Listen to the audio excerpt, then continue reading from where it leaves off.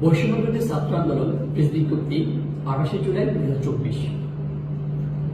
সরকার নিরাপত্তা বাহিনীগুলিতে ও ছাত্রলীগের আক্রমণে নিহত শত শত শহীদের আত্মত্যাগ তিরস্কার করে ডিবি কার্যালয়ে বন্দুকের নড়ের মুখে জিম্মি করে সমন্বয়কদের মাধ্যমে জোরপূর্বক স্ক্রিপ্টের বিবৃতি আদায়ে তীব্র নিন্দা প্রতিবাদ জানাই। আমাদের 9 দফা দাবি আদায়ে আমরা অবস্থিত ছিলাম, রয়েছি এবং থাকব। আগামীকাল সারা দেশে বিক্ষোভ কর্মসূচি। প্রিয় দেশবাসী ও ছাত্র সমাজ, বিগত কয়েকদিন যাবৎ গণহত্যা, গণগ্রেপ্তারের পর সরকার এখন এক নতুন নাটকের সৃষ্টি করেছে।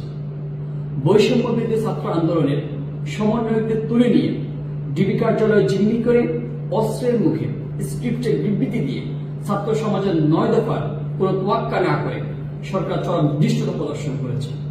শুধু তাই নয়, সারা দেশের রাষ্ট্রীয় বাহিনী ও ছাত্রলীগ সন্ত্রাসীদের হাতে নিহত শহীদদের পরিবারকে হুমকি, ধামকি ও ভয়ভীতি দেখিয়ে আর্মড ফোর্সকে ব্যবহার করে ঢাকায় এনে সরকার তাদের থেকে মিথ্যা জবানবন্দি নেওয়া ও সমস্ত দায় আন্দোলনকারীদের উপর চাপিয়ে শহীদের রক্তের সাথে তামাশা করেছে।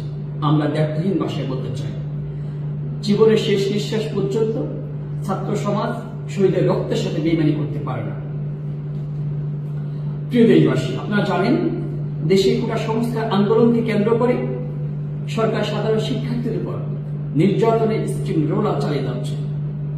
ব্যাপক হত্যাযজ্ঞের পর সরকার সারা দেশে রেড করে গণগ্রেপ্তার করছে। হাজার হাজার মামলাও গ্রেপ্তার করা হচ্ছে। জানালার পাশে পড়ার সময় কুমারবতী শিশু সামিরকে হেলিকপ্টার থেকে গুলি করে হত্যা করা হয়েছে। প্রাইভেট বিশ্ববিদ্যালয়ের শিক্ষার্থীর উপর স্মরণকালে সবচেয়ে বড় বর্বরচিত হামলা চালানো হয়েছে। এমনকি স্কুল ও কলেজের কুমারবতী শিক্ষার্থীর উপর ন্যাক্কারজনক হামলা চালিয়ে অসংখ্য শিক্ষার্থীকে আহত ও শহীদ করা হয়েছে। এই অবস্থায় আমরা কঠোর ভাষায় বলতে চাই, আমাদের 9 দফা দাবি বাস্তবায়ন হওয়ার পূর্ব পর্যন্ত ছাত্র সমাজের আন্দোলন চলমান থাকবে। আগামীকালকের কর্মসূচি, আগামীকাল সারা দেশে বিক্ষোভ কর্মসূচি ও প্রতিবাদ সমাবেশ। প্রিয় দেশবাসী, আমাদের 9 দফা দাবি: 1. প্রধানমন্ত্রী শেখ হাসিনাকে ছাত্র হত্যা দায় নিয়ে জাতির কাছে প্রকাশ্যে ক্ষমা চাইতে হবে। 2. আইন শৃঙ্খলা রক্ষাকারী বাহিনী ও আওয়ামী সন্ত্রাসী কর্তৃক ছাত্র হত্যা দায় নিয়ে স্বরাষ্ট্রমন্ত্রী আসাদুজ্জামান খান কামাল, সড়ক পরিবহন ও সেতুমন্ত্রী ওবায়দুল কাদের, শিক্ষামন্ত্রী মুহিবুল হাসান চৌধুরী নওফেল, আইনমন্ত্রী আনিসুল হককে মন্ত্রিপরিষদ এবং দল থেকে পদত্যাগ করতে হবে। 3. ঢাকা সহ যত জায়গায় শহীদ হয়েছেন সেখানকার ডিআইজি, পুলিশ কমিশনার, পুলিশ সুপারদের চাকরি থেকে বরখাস্ত করতে হবে। 4. ঢাকা বিশ্ববিদ্যালয়, জাহাঙ্গীরনগর বিশ্ববিদ্যালয় ও রাজশাহী বিশ্ববিদ্যালয়ের ভিসি ও প্রক্টরদের পদত্যাগ করতে হবে।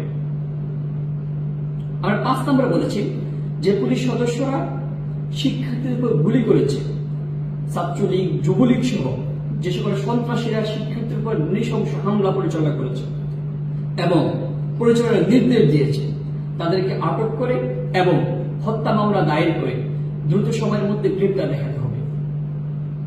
6. দেশব্যাপী যে সকল শিক্ষার্থী ও নাগরিক শহীদ ও আহত হয়েছে তাদের পরিবারকে ক্ষতিপূরণ প্রদান করতে হবে।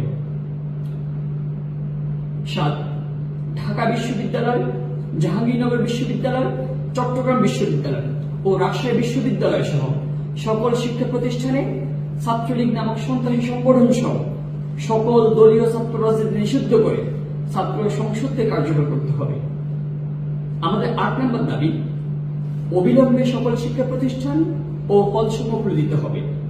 আমাদের সর্বশেষ দাবি, কোটা আন্দোলনের সাথে সম্পৃক্ত শিক্ষার্থীদের একাডেমিক ও প্রশাসনিক কোনো ধরনের হয়রানি করা হবে না।